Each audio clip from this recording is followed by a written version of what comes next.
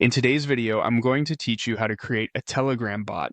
To get started, open the official Telegram app on your phone and log into your account. Make sure you're using the real Telegram app and that you're fully signed in before moving on, because everything in this setup will happen directly inside Telegram. Once you're in, go to the search bar at the top and type in BotFather. You'll want to open the official BotFather account, which is the one with the blue check mark. That verification mark is important because it helps confirm that you're using the legitimate Telegram bot creation tool. After opening BotFather, tap Start to begin. Now you're ready to create your bot. In the chat with BotFather, type the command /newbot and send it. BotFather will guide you through the setup process step by step. First, it will ask for your bot's name. This is the display name people will see when they open the bot, so choose something clear and recognizable. After that, BotFather will ask for a username. This username has to end with the word bot, so keep that in mind when choosing it. If the name you want is already taken, try a slight variation until BotFather accepts it.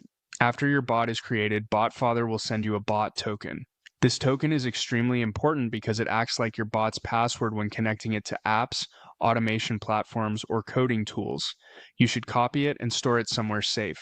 Do not share it publicly, and if it ever gets exposed, treat it as sensitive access information. If you want, you can also customize your bot right away.